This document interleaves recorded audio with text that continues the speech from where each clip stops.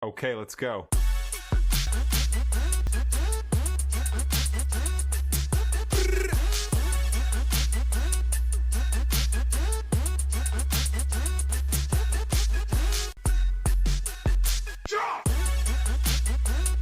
UFC President Dana White has just dropped a massive bombshell message directed at none other than former bantamweight queen Ronda Rousey. And it all revolves around the undefeated British sensation, Dakota Ditcheva.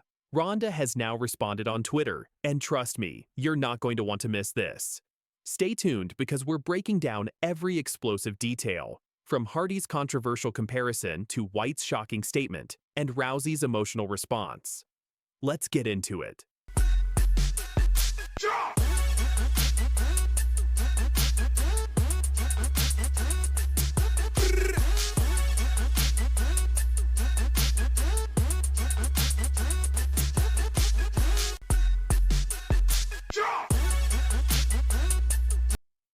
So here's how this all started.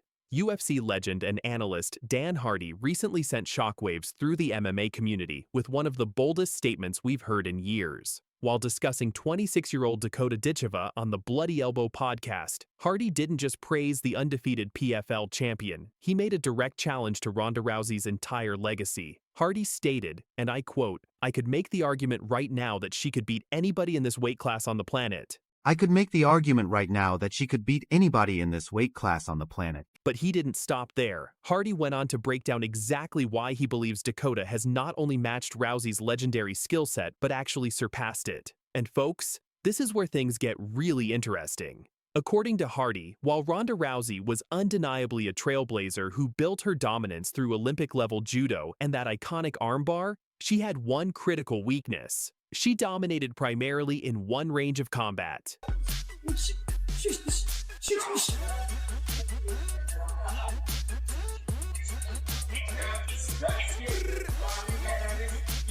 Just hit stuff, don't throw it. Dakota Ditcheva, on the other hand, she represents the complete evolution of women's MMA. Hardy explained that Dakota can hold her own on the ground against elite jiu-jitsu practitioners, but what truly sets her apart is her takedown defense combined with those absolutely vicious Muay Thai strikes, a deadly combination that could put anyone in serious trouble. Now let's talk about why Hardy's words carry so much weight. Dakota Ditcheva isn't just some up-and-coming prospect. She's the real deal with the numbers to prove it.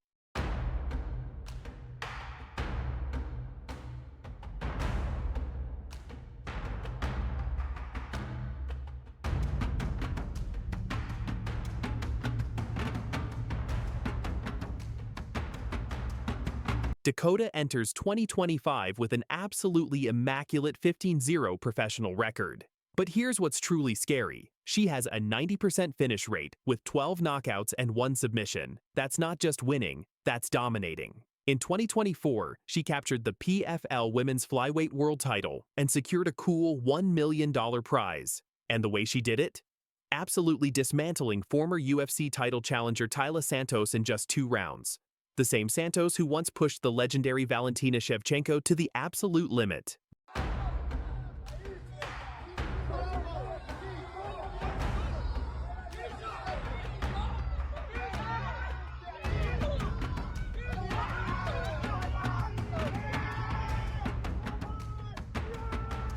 Born July 25, 1998 in Manchester, England, Dakota was already a Muay Thai world champion at just 17 years old.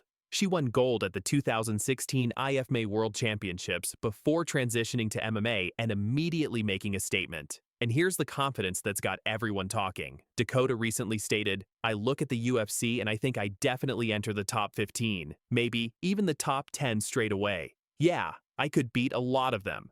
I look at the UFC and I think I definitely enter the top 15, maybe even the top 10 straight away. That's the same fearless confidence Ronda Rousey had in her prime, but with the well-rounded skill set of a new generation fighter. Now, to understand why this comparison stings so much, we need to talk about how Ronda Rousey's career ended, and it wasn't pretty. Rousey's final fight at UFC 207 was a brutal 48-second knockout loss to Amanda Nunes, where she looked completely outmatched on her feet. It was a devastating end to what had been one of the most dominant reigns in MMA history. Ronda herself later reflected on that dark period, saying, "I remember my last fight walking away thinking God hates me. I had nothing left in me." She also revealed something even more heartbreaking. "The first time I got touched, I was out on my feet. My brain isn't callous. It doesn't heal back stronger after a break. It was just an inevitable decline." I remember my last fight walking away thinking God hates me, Rousey confessed. But the next fight I got touched, I was out on my feet. My brain doesn't heal back stronger after a break. It was an inevitable decline. For someone who gave everything to build women's MMA from the ground up, carrying the entire division on her shoulders while the sport evolved around her, that rejection hit hard. As Ronda put it, "I gave them everything I had, and it wasn't enough." Now here's where the story takes a major turn. After Hardy's explosive comparison went viral and the MMA world started buzzing about Dakota potentially surpassing Rousey's legacy, Dana White was asked about the situation at a recent UFC press conference.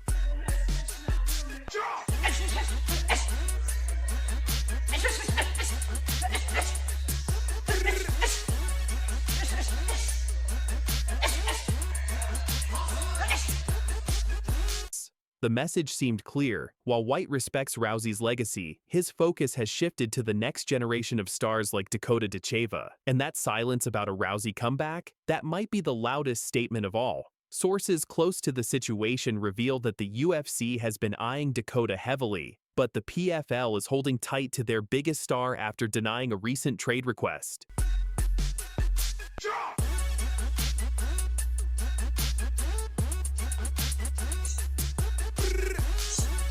The tweet immediately went viral, with fans divided. Some praised Rousey for her grace and acknowledgement of Dakota's talent, while others felt she was downplaying the legitimate comparison. MMA legends like Daniel Cormier and Miesha Tate both came to Rousey's defense, with DC tweeting, "Put some respect on Ronda's name. She opened doors nobody else could."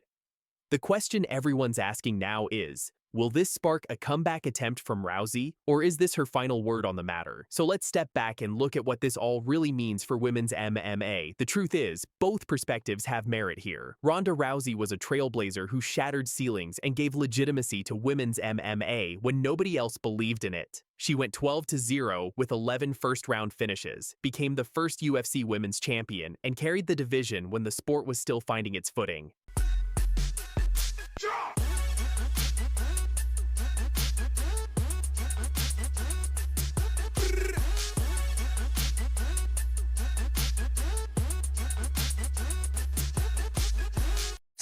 She's used to getting first-round finishes, Randy. Gas tank might be an issue here. We'll find out tomorrow night.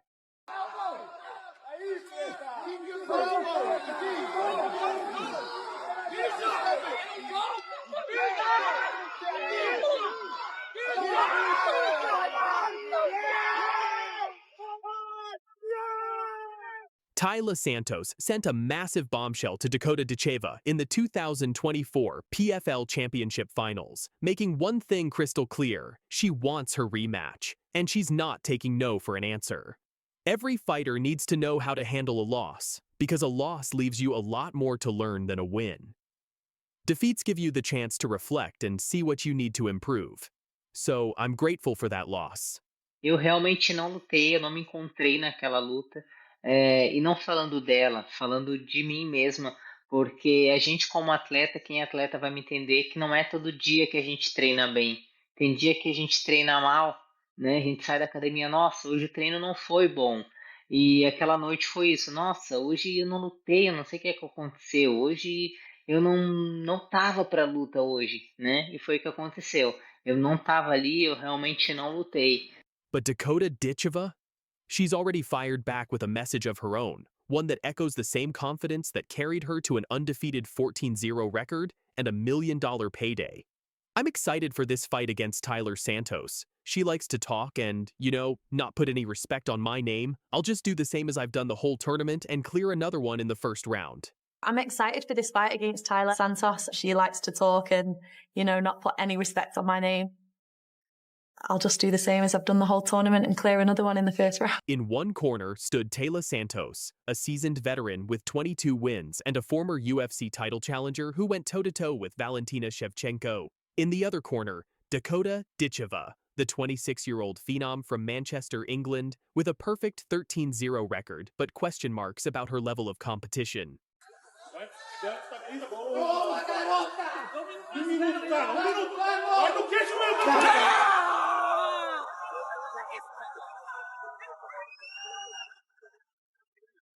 The MMA world was divided. Could Dakota handle a true veteran, or would Santos expose her as just another overhyped prospect? Dakota? She stayed quiet, focused, unbothered. But when the cage door closed, she let her hands do the talking. And talk they did. Dakota dominated. She stuffed Santos's takedown attempts, showcased devastating striking with front kicks, elbows, and precision punches. Then, in the second round, she unleashed a brutal left hook along the fence that folded Santos and forced the referee to stop the fight. Now has an opportunity with these double underhooks to get Dakota Ditcheva to the ground. Nice job by Ditcheva to turn it around on her. Twisting body lock, put Santos on the bottom. Dakota Ditcheva, TKO victory, second round, $1 million, PFL champion. And most importantly, all the doubters silenced. But here's where it gets interesting. Santos didn't just accept the loss, she explained it. She admitted that Dakota's height was a challenge, saying it was the first time she fought someone that tall. But more importantly, she revealed something shocking. I honestly wasn't able to find my rhythm in that fight. Athletes will understand me in the sense that you don't always train well. You have bad days. Sometimes you go to the gym and you just don't train well. That's what happened that night. I couldn't find myself. I wasn't there in the fight. Eu acho que todo atleta tem que saber lidar, né, com as derrotas, porque as derrotas elas têm muito mais para ensinar do que a vitória, né? Porque na derrota a gente para refletir, analisar o que a gente precisa melhorar. Santos believes she didn't show up that night. She thinks the real version of herself never stepped into that cage, and that's precisely why she wants a rematch. Santos discovered that Dakota wouldn't be competing in the 2025 PFL tournament, and while she wasn't surprised, she saw an opportunity. She suggested they could meet again in a PFL super fight, possibly in December. PFL also does super fights, so maybe we can do a fight between us two again. I think it will be very interesting to do a super fight at the end of the year, December. E aquela noite foi isso. Nossa, hoje eu não lutei, eu não sei o que é que aconteceu. Hoje eu não tava pra luta hoje, né? E foi o que aconteceu. Eu não tava ali, eu realmente não lutei. The message was clear. The warning was sent. Taila Santos wants Dakota Ditcheva again. And this time, she's promising a different outcome. So how did Dakota Ditcheva respond to Santos's rematch challenge? With the same cold, calculated confidence that's carried her through 14 straight victories. Before their first fight, when Santos was talking trash and calling her a Barbie, Dakota had this to say. She's never won a belt, as she said. Like, she's not a complete fighter, is she? I'm not a complete fighter. She definitely isn't either, so... But whatever. She didn't quite get the first round finish, but she got the job done in the second, and her post-fight message was even more brutal. Dakota doesn't just win fights. She proves points, she silences critics, she turns doubters into believers, one knockout at a time.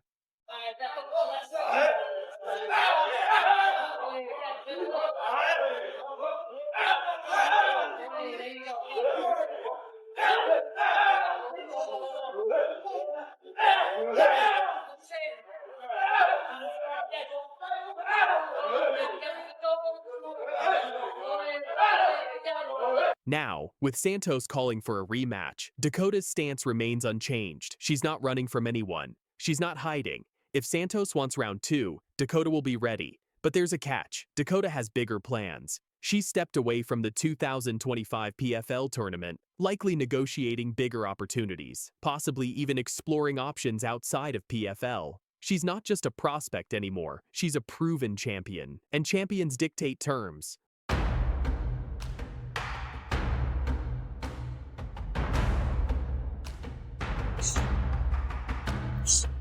So while Santos wants the rematch, the ball is in Dakota's court. And knowing Dakota, if they do meet again, she'll be just as confident, just as prepared, and just as dangerous as she was the first time. Let's talk about strategy. If this rematch happens, what does Taila Santos need to do differently? And can she actually beat Dakota Ditcheva?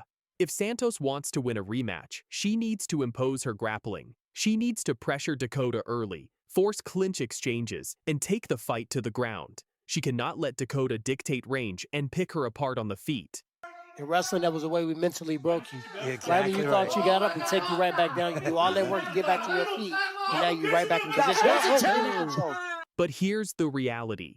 Dakota has shown incredible takedown defense. She's powerful in the clinch with devastating knees, and her striking is only getting better with every fight. Santos is banking on the idea that she had an off night, that the real version of herself can beat Dakota. But what if the real version of Dakota Ditcheva is just that much better? What if it wasn't about Santos having a bad night, but about Dakota being a bad matchup? So what's next? Taila Santos is currently preparing for her opening round match in the 2025 PFL tournament against fellow Brazilian Juliana Velasquez. She's focused, she's motivated, and she's determined to prove that her loss to Dakota was a fluke. If Santos wins her tournament fights and captures another PFL title, her case for a rematch gets even stronger. She'd prove she's still elite, still dangerous, and still worthy of a super fight against the undefeated champion. Dakota Ditcheva, meanwhile, is playing the long game. She's not competing in the 2025 tournament, which suggests bigger negotiations are happening behind the scenes. Is she angling for a super fight? Is she considering a move to the UFC? Is she waiting for the right opponent and the right payday?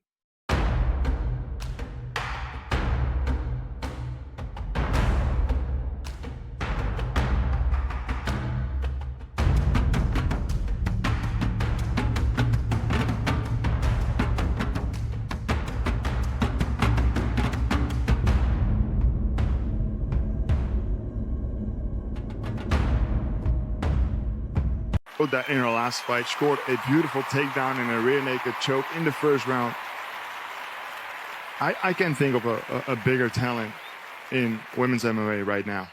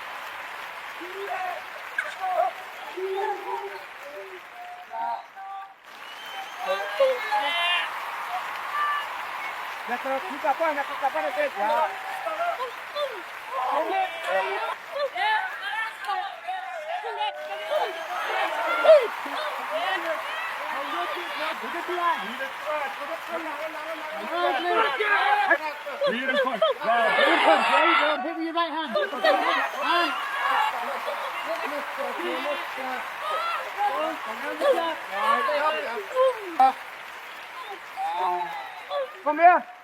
Yeah, that's good. Yeah.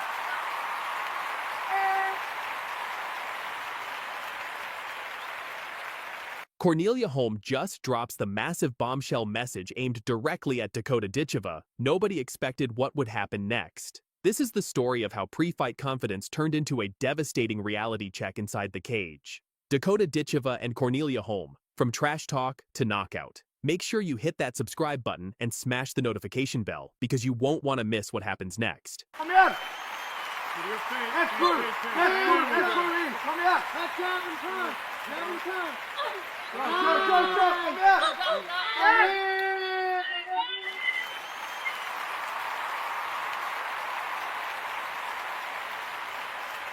Cornelia Holm didn't hold back. In a pre-fight interview that went viral, she sent a massive bombshell message directly to Dakota Ditcheva, claiming superiority in every aspect of the game. But, I mean, for sure, I'm stronger in wrestling. Obviously, I would like to take it to the ground, and I would feel that I'm definitely stronger there. Then I have a lot of confidence in my striking as well. So, like, all around, I feel confident. But I mean, for sure, I'm stronger in wrestling. Obviously, I would like to take it to the ground, and I would feel that I'm definitely stronger there. Then I have a lot of confidence in my striking as well. So, like, all around, Holm's confidence was sky high. She believed she had Dakota's number, claiming dominance in wrestling, striking, and overall fight IQ. The MMA community was buzzing. Was Cornelia right, or was she walking into a trap? But Dakota Ditcheva, she wasn't losing sleep over the trash talk. Her response was calm, calculated, and carried the quiet confidence of a true finisher.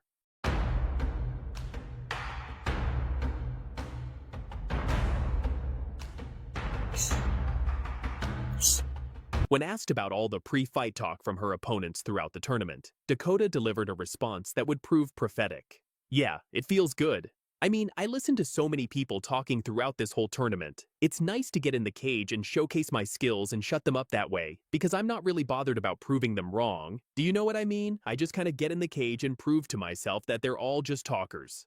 Yeah, it feels good. I mean, I listened to so many people talking like throughout this whole tournament. It's nice to get in the cage and showcase my skills and shut them up that way, because I'm not really bothered about like proving them wrong. Do you know what I mean? I just kind of get in the cage and prove to myself that they're all just talkers. That's the difference right there. While Holm was busy making predictions, Dakota was focused on preparation. She didn't need to respond with words. She was planning to respond with violence. And that's exactly what happened. But it didn't stop there. After Dakota's interview went public, Cornelia Holm took to Twitter and dropped another bombshell, doubling down on her claims and firing back at Dakota's confidence. The online back and forth had fans divided. Some backed Holm's wrestling credentials. Others knew Dakota's knockout power was something special.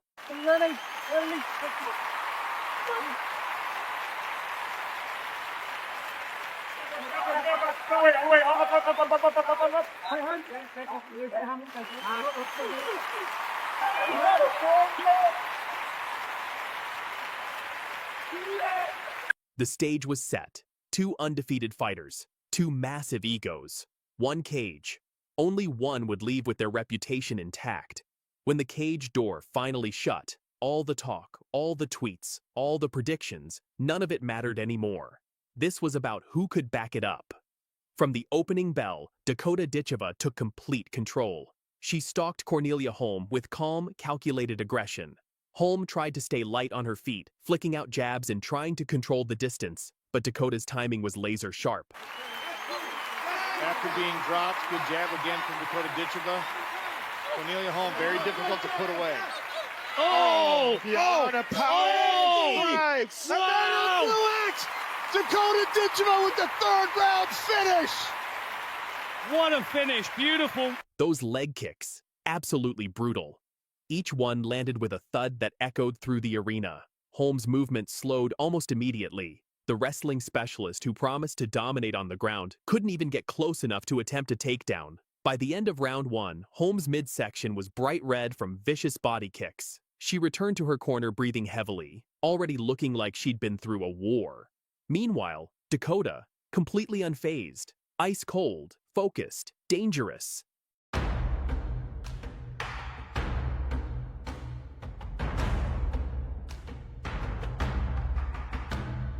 The second round began with Cornelia Holm trying desperately to increase her output. She knew she was falling behind.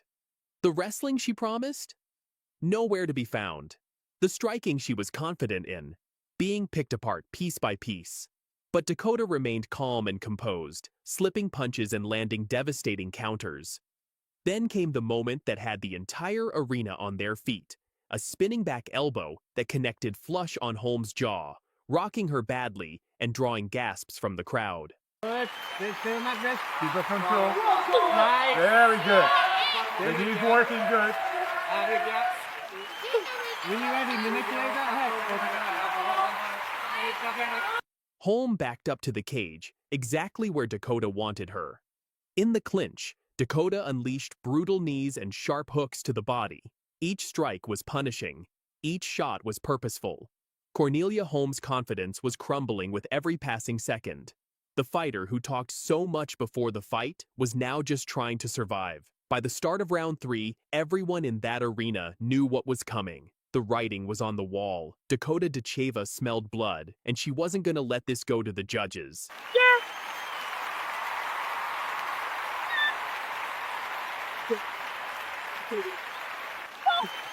Within the first minute, Dakota fainted low, forcing Holm to drop her hands, and then, boom! A perfectly timed overhand right landed clean on Cornelia Holm's chin. Holm staggered backward, her legs wobbling, clearly hurt. Dakota didn't hesitate. She swarmed in like a shark sensing prey. A flying knee clipped Holm's head, followed by a rapid-fire combination of punches that left Holm slumped against the cage, defenseless.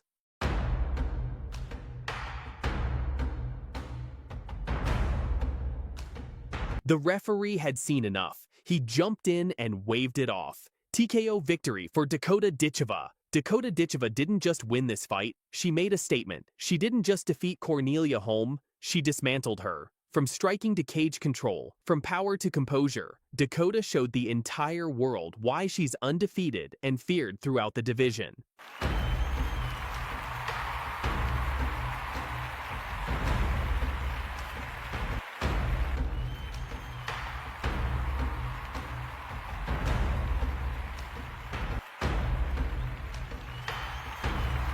Holmes' trash talk may have brought attention to the fight, but in the end, it only fueled the fire for one of Dakota's most commanding victories yet. After the fight, the contrast couldn't have been more stark. Cornelia Holm, who had been so vocal, so confident, so certain of her superiority, was left on the canvas. The bombshell messages, the Twitter wars, the promises of wrestling dominance, all silenced by one brutal finish.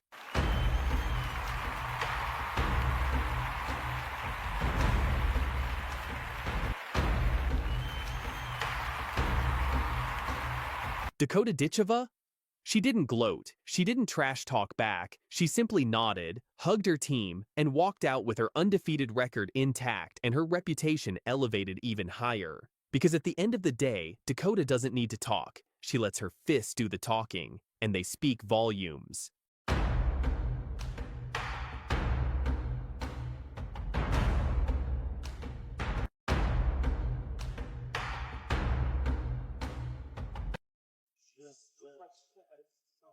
Ditcheva, a huge favorite in this point. Nava has embraced. Let's go, ladies! Let's go! Welcome to Africa! You know, the damage so far in this fight, it's been one-way traffic. Oh, nasty knee right the middle from Dakota. And a flurry down to the body. Here's the elbow. Back elbow. And now a left hand. And she's showing off now.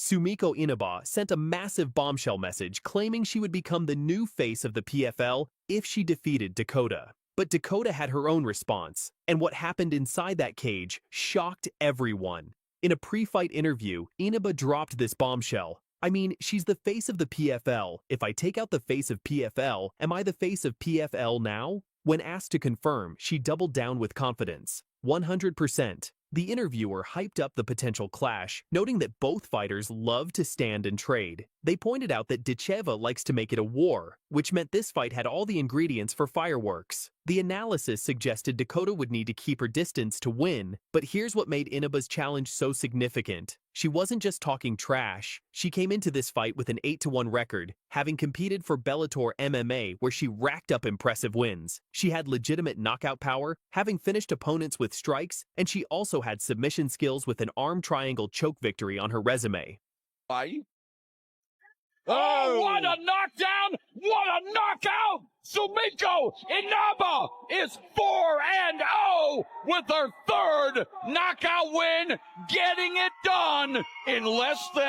Inaba believed she had the experience, the power, and the hunger to dethrone Dakota. And with nothing to lose and everything to gain, she was all in on this opportunity. Now, how did Dakota respond to this challenge?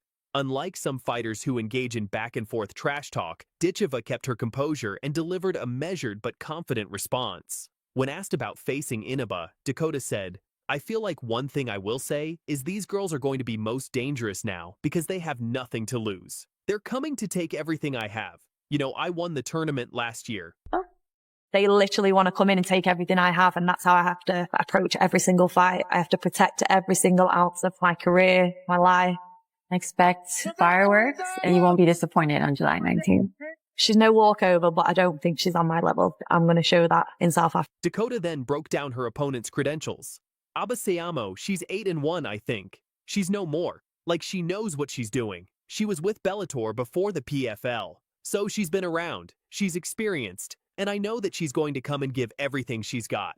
In the PFL Europe Championship was a big moment for me for sure, but I don't know whether I sunk it in enough. Dakota Ditcheva, European champion. I think straight away, as soon as I won it, I knew that I wanted to do this global season next. She feels like she's ready to prove herself at the highest level. We're here now, on our way, but the journey's not over and I'm ready to keep pushing on. Nasty combination. Big knee, she's in trouble. That's the end. My next opponent, Chelsea Hackett, she called me out last year, so I feel like, you know, she's got what she's wanted now, and it's give me that little bit of a push to really do well in this. But then came Dakota's own bombshell response that shut down all the noise. But she's no problem for me. That statement right there shows the mentality of a champion. Dakota acknowledged her opponent's skills, respected her experience, but made it crystal clear that she was levels above. She wasn't going to engage in a war of words on Twitter or social media. She was going to let her hands do the talking inside that cage. And as we're about to see, Dakota backed up every single word.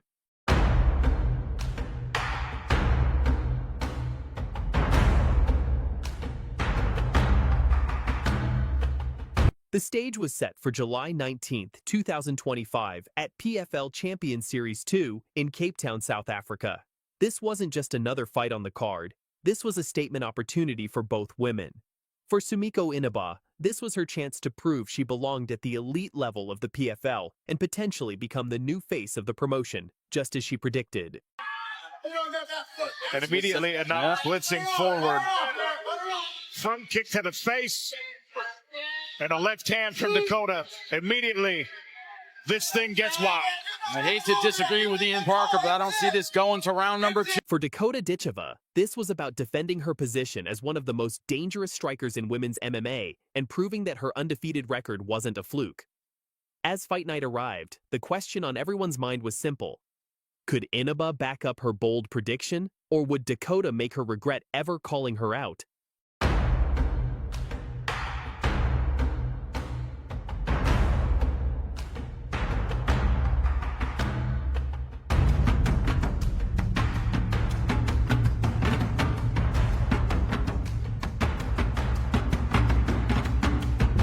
Inaba came out aggressive, trying to pressure Dakota and impose her will, but Dakota's range management was absolutely brilliant.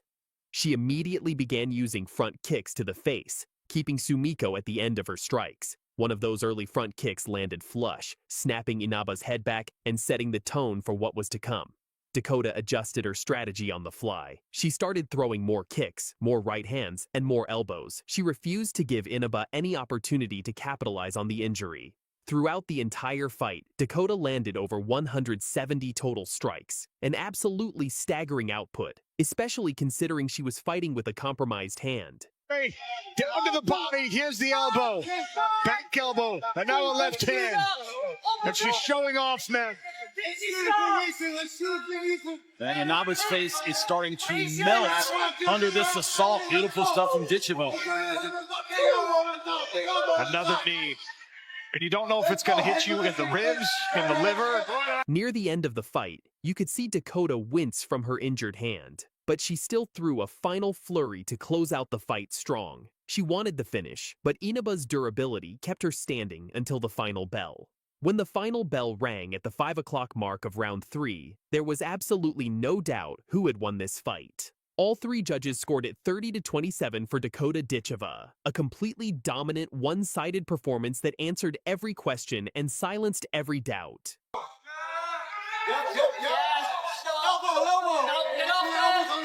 Now this is where she was so dangerous, backed against the fence. With that tie plum, not having room to move. This is where Dakota Ditcheva hunts the liver. She will attack the body with knees, and if she's given the space, rip a left hand to the midsection. Last time out, Tyler Santos finished against the fence with body shots. Despite her commanding victory, Dakota showed real emotion in the cage. She confirmed after the fight that she had indeed injured her left hand.